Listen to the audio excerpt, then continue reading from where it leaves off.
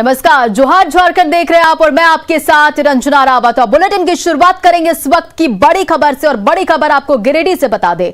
गिरिडीह में मनरेगा योजना के नाम पर जमकर घोटाला हो रहा है। बिना काम किए पैसों की निकासी भी हो रही है और इन घोटालों में बीडीओ, पंचायत सेवक, रोजगार सेवक से लेकर वेंडर तक की अहम भूमिका होती है। ऐसा ही एक मामला तीसरी के खिजूरी पंचायत से सामने आया है, जहां 70 से ज्यादा अधिक डोभा बनाए गए, लेकिन इनमें से एक भी डोभा में बोर्ड नहीं लगा, जबकि 70 बोर्ड लगाने के लिए वेंडर और पंचायत सेवक ने 6 महीने पहले ही पैसे भी निकाल लिए और तो और इसकी जानकारी लाभुकों को भी नहीं दी है। हद तो तब हो गई जब इस मामले की जानकारी मुखिया ने बीडीओ को दी तो पहले वो जांच की बजाय इसे टालने में लगे रहे, लेकिन जब मामला बढ़ा तो अब जांच का भरोसा दे रहे हैं।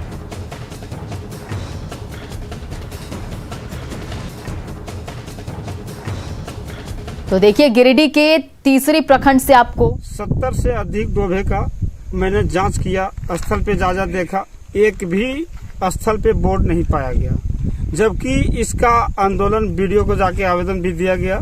आज तक बीडीओ साहब इस पर कोई कार्रवाई नहीं किया गया।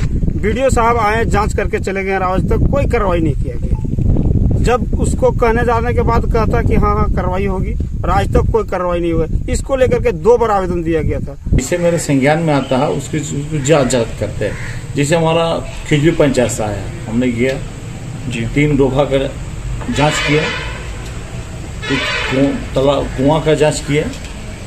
कुआं में तो भी ऑनगोइंग है, काम चलिए रहा, तो उसे मैंने बोर्ड लगाने के लिए निर्देश दिया गया, उसका पैसा भी निकासी नहीं हुआ। लेकिन डोभा का पैसा निकासी हो गया, उसको वसूली के लिए हम चिट्ठी भी बना रहे हैं। और इस पर अधिक जानकारी के साथ एजाज अहमद हमारे संवाददाता इस वक्त फोन लाइन पर है। एजाज, ये मनरेगा है या लूट का अड्डा? 70 डोभा और 70 बोर्ड लगाए जाने थे, लेकिन बोर्ड नहीं लगा और पैसे की निकासी भी हो गई है। क्या कुछ इस पर अधिक जानकारी है? आपको बता दें कि एक जो मनरेगा स्कीम चल रहा है गिरिडीह जिले में, यह अधिकारियों के लिए लूट का अड्डा बना हुआ है। क्योंकि आप हर ब्लॉक में देखें तो यहाँ पे जो ब्लॉक डेवलपमेंट ऑफिसर हैं, पंचायत सेवक हैं, रोजगार सेवक हैं और जो वेंडर हैं, ये सब तीनों चारों अधिकारियों की मिली भगत से लाखों रुपए की निकासी कर ली गई है। और अभी तक जिस काम के लिए पैसे निकाले गए हैं 6 महीने से अधिक बीत चुके हैं, लेकिन एक भी डोभा में बोर्ड नहीं लगा है। और ताज्जुब की बात तो यह है कि किसी पर किसी प्रकार की कार्रवाई नहीं होती है और लाख लोग आवेदन दे लें, लाख लोग शिकायत कर रहे हैं, लेकिन सारे अधिकारी इसमें लगते हैं कहीं ना कहीं मिले हुए हैं। इसीलिए आपको बता दें कि जो मनरेगा स्कीम है जिले में, ये एक लूट का अड्डा बना है और अधिकारी गण इससे अवैध तरीके से लाखों रुपए के पैसे, इसी तरह राशि का निकासी कर रहे हैं, जिसका कोई ठोर पता नहीं है, जिसका कोई अकाउंटिंग नहीं की जा रही है। जी एजाज, देखिए, बिना बोर्ड लगाए हुए पैसे की निकासी हो जाती है, इसमें कोई दो राय नहीं कि सरकारी कर्मी की मिलीभगत है। और अब बीडीओ की कार्रवाई कहां तक पहुंची? हालांकि कार्रवाई का उन्होंने भरोसा तो दिया है। जी, मैंने बीडीओ संतोष प्रजापति से बातचीत किया है, तो उन्होंने कहा है कि मामला संज्ञान में आया है और इसी के आलोक में मैंने 3 डोभा में चेक किया तो ये बात सही पाया गया है कि पैसे की निकासी कर ली गई है, लेकिन डोभे में बोर्ड नहीं लगा है। और ये सिर्फ 2 या 3 डोभा का मामला नहीं, 70 से अधिक डोभा का मामला है और हर डोभा में एक बोर्ड लगना है और एक बोर्ड पे 3000 से अधिक रुपए सरकार पैसा देती है। इस प्रकार अगर देखें तो 3 लाख से अधिक रुपए की निकासी कर ली गई है और बोर्ड नहीं लगा है। हालांकि मामले को बीडीओ साहब ने इस पर आश्वासन दिया है कि जल्द ही कार्रवाई किया जाएगा। जी एजाज, इन तमाम जानकारियों के लिए बहुत बहुत शुक्रिया। बढ़ते हैं अगली खबर की ओर और अब बात संतोष ट्रॉफी के ट्रायल के खिलाड़ियों के दौरान उभरे असंतोष की। रांची के खेलगांव में संतोष ट्रॉफी के ट्रायल के दौरान जमकर हंगामा हुआ। दरअसल जिन खिलाड़ियों को ट्रायल में शामिल होना का मौका नहीं मिला, उन खिलाड़ियों ने मैदान के पास ही खड़े होकर अपना विरोध जताया और खिलाड़ियों का आरोप है कि ट्रायल के दूसरे प्रदेशों के खिलाड़ियों को शामिल होने का मौका मिल रहा है। रांची खेलगांव में विरोध प्रदर्शन का जायजा लिया हमारे संवाददाता संजय कुमार सिन्हा ने। रांची के खेल गांव में इस समय संतोष ट्रॉफी का ट्रायल चल रहा है, लेकिन ट्रायल के बगल में कुछ खिलाड़ी इस ट्रायल का विरोध कर रहे हैं। ये वो खिलाड़ी हैं जिनको ट्रायल में शामिल होने का मौका नहीं मिला। दरअसल झारखंड फुटबॉल एसोसिएशन की ओर से दो अलग अलग लिस्ट AIFF को भेजी गई थी। एक लिस्ट थी अध्यक्ष की, दूसरी लिस्ट थी सचिव की। दोनों अलग अलग लिस्ट होने की वजह से कई खिलाड़ियों को इसमें शामिल होने का मौका नहीं मिला। वो खिलाड़ी विरोध कर रहे हैं। आप लोग की विरोध की वजह क्या है? देखिए, विरोध की वजह सबसे बड़ा बात मैं आपको बता दूं कि यहाँ पे एक ओपन ट्रायल पहले हो चुकी है संतोष ट्रॉफी के लिए। जो रांची डिस्ट्रिक्ट फुटबॉल लीग जो मैच स्टार्ट करवाए थे, उसी ग्रुप के द्वारा यहाँ पे इसी खेलगांव स्टेडियम में ओपन ट्रायल हुआ था। आज उस ओपन ट्रायल का कोई मतलब नहीं रखा गया है और प्रेसिडेंट और सचिव ये दोनों की लड़ाई में झारखंड के खिलाड़ी जितने हैं वो लोग पिस रहे हैं उसमें। अभी क्या है कि जब लिस्ट बन के आया है, जब ये लोग ओपन ट्रायल पहले भी दे चुके हैं, आज उनको ट्रायल देने नहीं दिया जा रहा है। इनका कहना है कि लिस्ट पहले ही बन चुका है। सर, तो ये कौन सा लिस्ट बन गया, फिर ओपन ट्रायल क्यों करा रहे हैं? खिलाड़ी खेल रहे हैं, क्या आप ये मान रहे क्या झारखंड के नहीं है? क्या नहीं है, ये झारखंड के नहीं है। 90% लड़के सब बाहर के हैं, कुछ ही लड़के हैं जो इधर उधर के हैं, बाकी 90% बाहर के हैं। ये पहले भी कहा गया था। कल जो ट्रायल हुआ गर्ल्स का, उसमें जो बाहर के थे उसको खेलने के लिए ट्रायल देने के लिए दिया गया, वो उसको ट्रायल देने के लिए मना किया गया। तो आज फिर क्यों वो लोग को ट्रायल देने के लिए दिया जा रहा है? तो इसमें खिलाड़ी कौन है जो आप ये बताइए कि जो आप लोग चूक गए, इसके लिए दोषी किसको मानते हैं आप लोग? जो एसोसिएशन या मेन एसोसिएशन उसी को दोषी मानेंगे ना। इसमें हम लोग का सभी का नाम था, अभी नहीं है।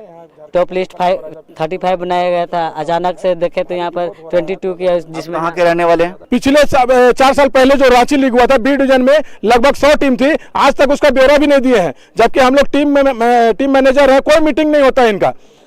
और मैं बता दूं कि संतोष ट्रॉफी में बाहर के लड़के, मणिपुर के लड़के जो आए हैं, वो उनसे पैसा लेकर ये लोग जो कि गुलाब रबानी के जो चमचे लोग हैं, वो लोग पैसा लेते हैं और पैसा लेके उन खिलाड़ी को झारखंड टीम से भेज रहे हैं। ये एक अन्याय है, ये सरासर नहीं होना चाहिए। झारखंड के खिलाड़ी इसको बर्दाश्त नहीं करेंगे। अन्यथा ये लोग का कहना है कि हम लोग बूट उट जला के मर जाएंगे, हम लोग इतना दिन खेल के क्या करें। देख रहे हैं कि यहाँ पर संतोष ट्रॉफी का ट्रायल अभी जो है खिलाड़ी यहाँ पहुंचे हुए हैं। 2 लिस्ट भेजी गई थी, 22 खिलाड़ियों की लिस्ट थी। ट्रायल में कुछ 44 खिलाड़ी शामिल हैं और जिन खिलाड़ियों को शामिल होने का मौका नहीं मिला, उनका कहना है कि उनका नाम जो है गलत तरीके से उस लिस्ट से हटा दिया गया, जबकि स्थानीय उनको मौका मिलना चाहिए था। उन्होंने जिला डिवीजन भी खेला है, लीग भी खेला है, लेकिन नाम कट जाने की वजह से या सूची में नाम शामिल नहीं होने की वजह से उनका गुस्सा यहां फूट रहा है। संजय कुमार सिन्हा, न्यूज़ 18 रांची। और अगली खबर चतरा से है। चतरा में NTPC में लगे उपकरणों के मेंटेनेंस के लिए पहुंचे इंजीनियरों की टीम पर जानलेवा हमला किया गया। भेल कंपनी के अधिकारियों और कर्मियों पर हमले का आरोप विस्थापित विकास संघर्ष समिति के संचालक तिलेश्वर साहू और उसके साथियों पर लगा है। मौके से जान बचाकर भागे इंजीनियर्स की लिखित शिकायत पर टंडवा थाना में FIR दर्ज कर ली गई है और घटना के बाद पुलिस तुरंत हरकत में आई और तिलेश्वर साहू को गिरफ्तार कर लिया है। और अब इस गिरफ्तारी के विरोध में रैतों और विस्थापितों ने टंडवा बंद करने की घोषणा की है, जिसके बाद पूरे क्षेत्र में तनाव का माहौल है।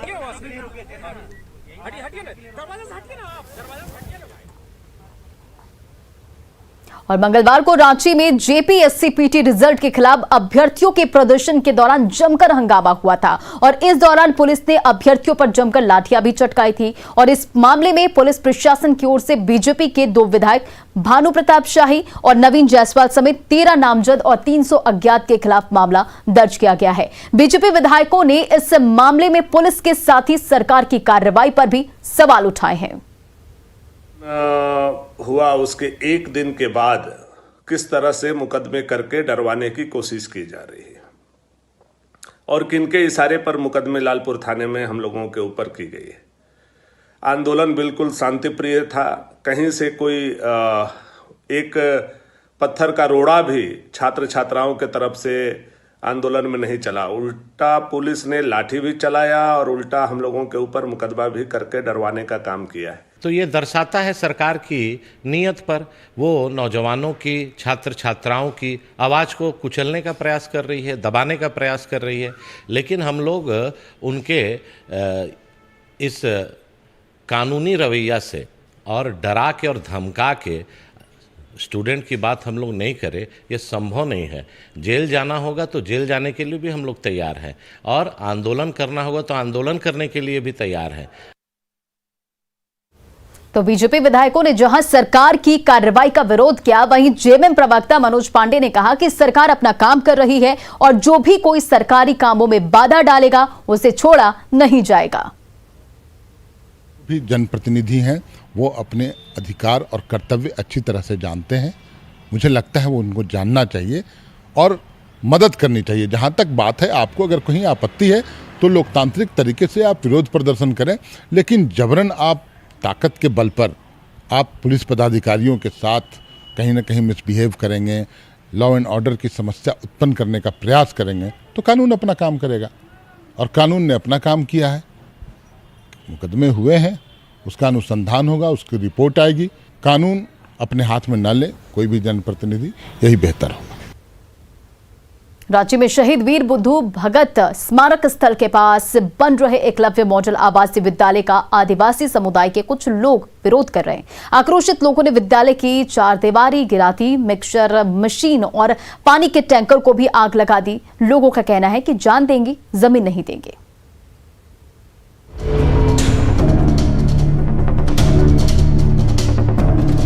बिल्कुल स्कूल यहाँ नहीं बनना चाहिए।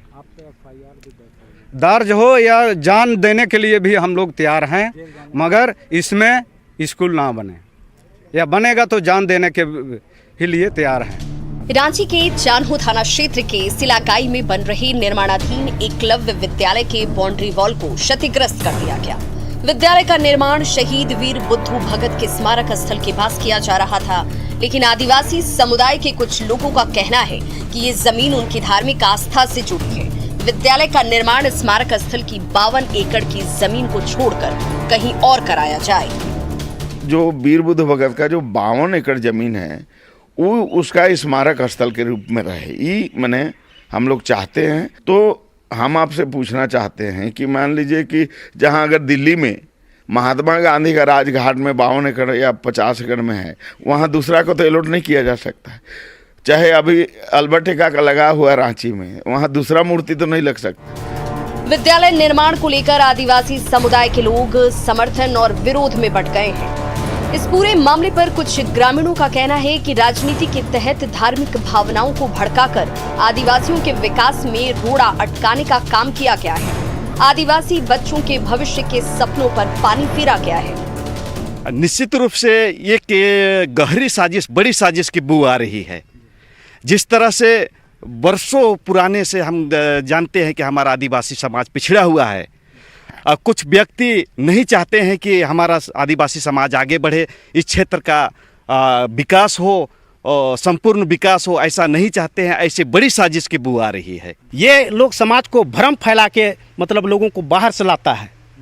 यहाँ इन्हें गिने लोग स्थानीय लोग हैं, धर्म का नाम का हवाला देके भ्रम फैला के बाहर का समाज का ही लोग को भला के फुसला के इस जगह ला के तांडव मचा रहा है। निर्माण स्थल पर उत्पात के बाद प्रदेश की राजनीति बेहद गर्म है।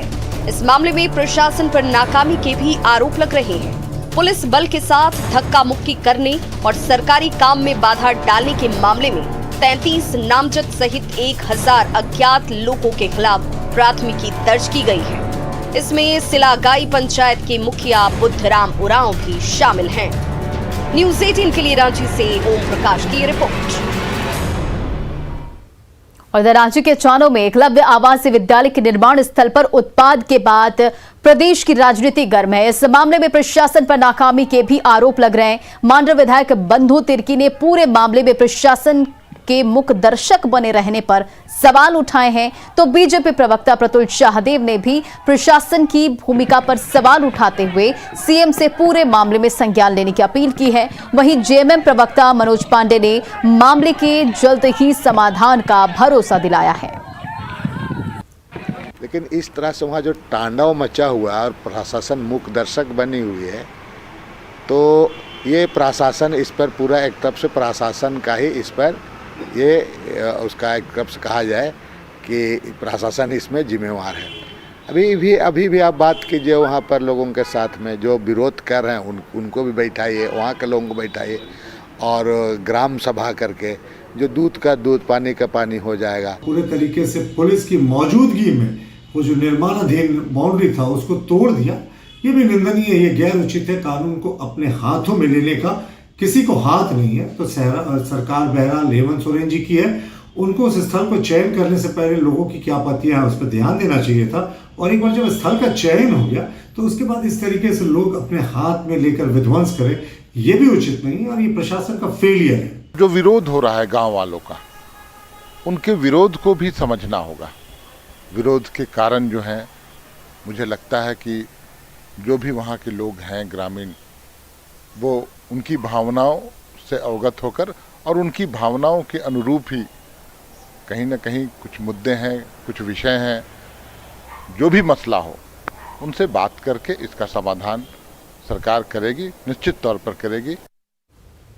और देवघर में उत्पाद विभाग ने मनोहरपुर थाना क्षेत्र के विभिन्न इलाकों में छापेमारी की। इस दौरान 50 लीटर महुआ शराब के साथ एक व्यक्ति को भी गिरफ्तार किया गया और उत्पाद अधीक्षक के निर्देश पर मोहनपुर थाना क्षेत्र के डुमरिया, चुल्हिया आदि जगहों में सघन छापेमारी की गई, जिसमें करीब 50 लीटर महुआ शराब और 250 किलोग्राम जावा महुआ बरामद किया गया, जबकि 4 लोगों के विरुद्ध फरार अभियोग दर्ज किया गया है।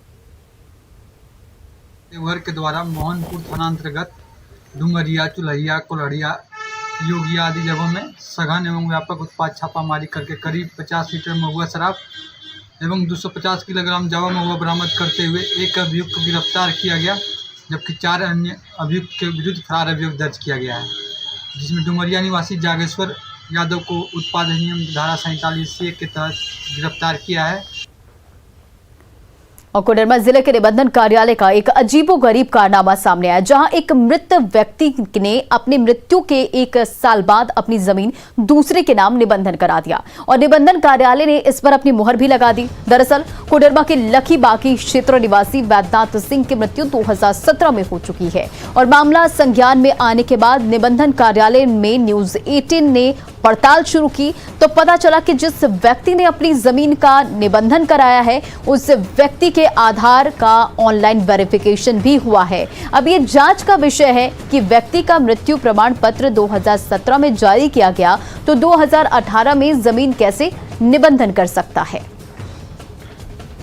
आप निकलवाए जब आपके संज्ञान में मामला जब उठने लगा तब सर्टिफाइड कॉपी निकलवाया अगला पार्टी नहीं, ये जो है हम पेपर निकलवाया तो ये इसकी बायोमेट्रिक इसका प्रूफ करता है कि व्यक्ति आया है, बायोमेट्रिक इसका निकला है ना, आधार कार्ड वेरीफाई होता है अंगूठा से, तो जीवित आदमी का नहीं होता है जी। मैंने आपके कहने मतलब कि आदमी जीवित है तो बिना जीवित के कैसे होगा, बायोमेट्रिक लेगा ही नहीं किसी आधार पर। अभी हुआ है कि 1 कट्ठा जमीन है, मेरा ससुर है 2017 में मरा है, अब 2018 के रजिस्ट्री दिखा रहे, कैसे वो लिखाई है, कैसे होगा। तो मृत्यु प्रमाण पत्र आपके पास है? हाँ जी मेरे पास है। मृत्यु प्रमाण में कब मृत्यु प्रमाण हुआ है कि 2017 में डेट किए हैं, 2018 को क्या वाला दिखा रही है। और देखिए इस पूरे मामले में न्यूज 18 कई गंभीर सवाल उठा रहा है। सवाल ये कि रजिस्ट्री के लिए ऑफिस में कैसे पहुंचा मृतक, तो देखिए मृतक ने कैसे निबंधन किया और ये कई अहम सवाल।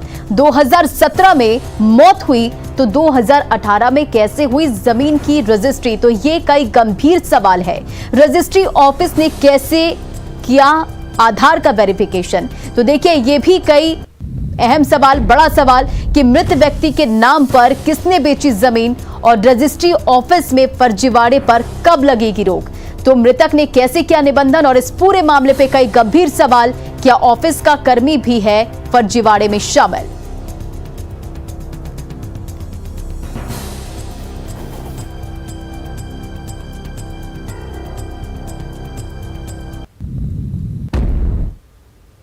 लोकतक पूर्वोत्तर की सबसे बड़ी प्राकृतिक मीठे पानी की झील है। मणिपुर के मोइरंग में स्थित ये झील पानी पर तैरती फुमदी के लिए जानी जाती है और इसके ऊपर तैरता हुआ एक पूरा गांव, एक स्कूल और यहां तक कि चुनावों के दौरान एक तैरता हुआ मतदान केंद्र भी मौजूद है। आइए देखते हैं लोकतक की इस अद्भुत झील की एक झलक हमारी मिशन पानी रिपोर्ट में।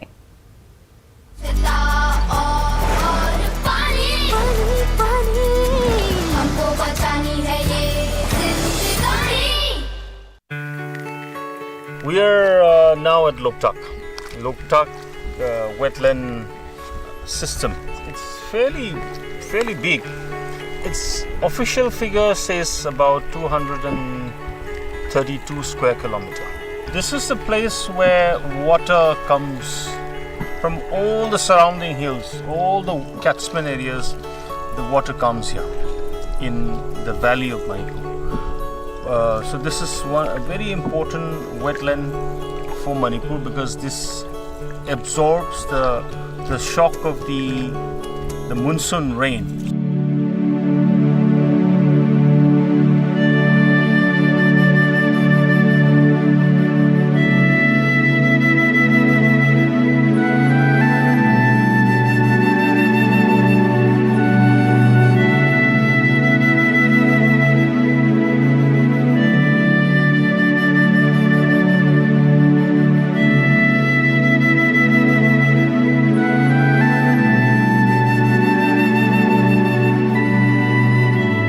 सुगुम्बा लंबीसिंगी पांडमदा यूनियन सूंगसीफाउदा लेप लेतना थबक चथरई सरकार अखोई मसी यागनी यारोय हाइबगी मतांग देखोई यूनियन की साइटगी सुयाम कन्ना होनदना ngasiफाउदा यूनियन की साइटगी यूनियन असौबा मतेंग अमा पांगबीबदगी अखोई लोकताक पादा सिदा हिंगिबा ngami singmi singse tangdu leitana हजुजी बाउती हिंगी हाइबा तारे सि हारगा लोसिंजर स्वच्छता और पानी हमको बचानी है ये जिंदगानी। और जो आज झारखंड के इस बुलेटिन में फिलहाल इतना ही। बने रहे आप न्यूज़ 18 बिहार झारखंड के साथ।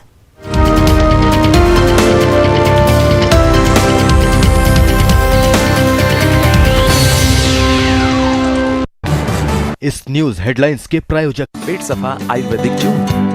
पेट सफा हर रोग दफा।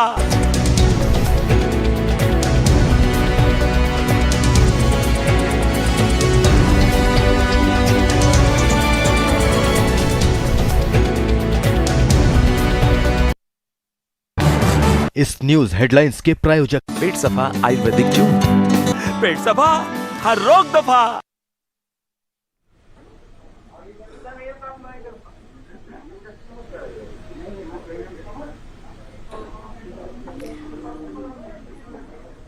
प्रधानमंत्री के साथ उत्तर प्रदेश के मुख्यमंत्री योगी आदित्यनाथ भी मौजूद हैं। उड्डयन मंत्री ज्योतिरादित्य सिंधिया भी इस मौके पर मौजूद हैं।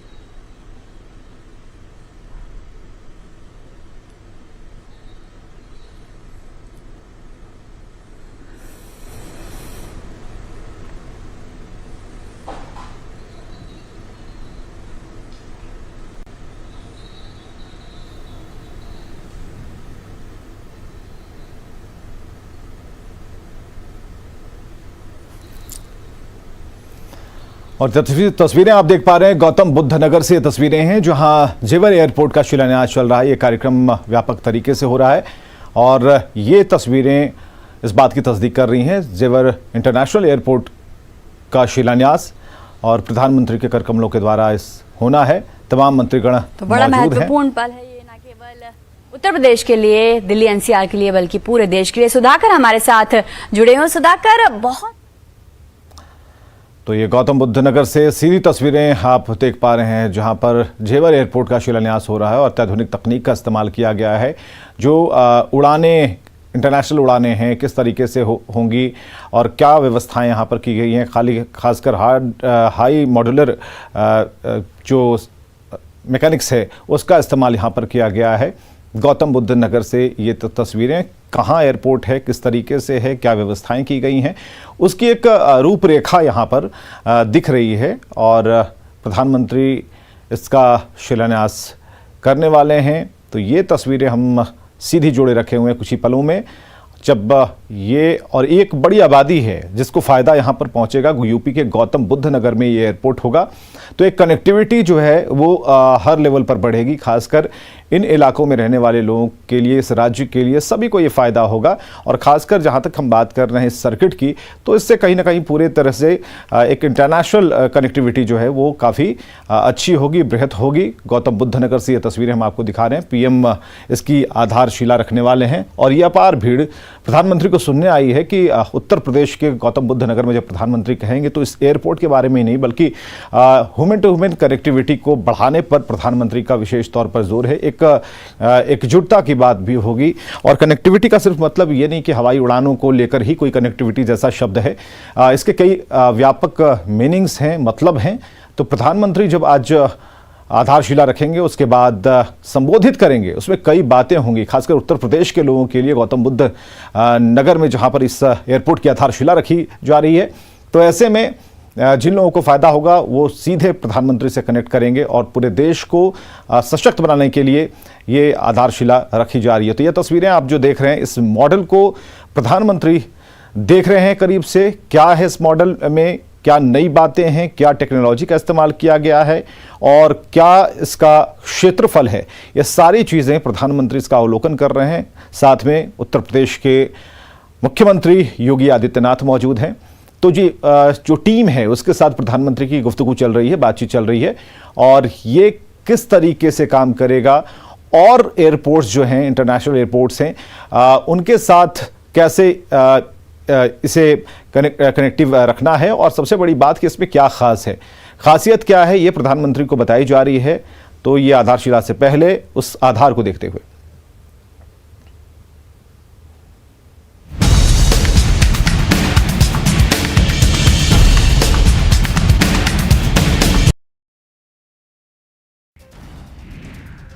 धनबाद के गोविंदपुर में सड़क हादसे में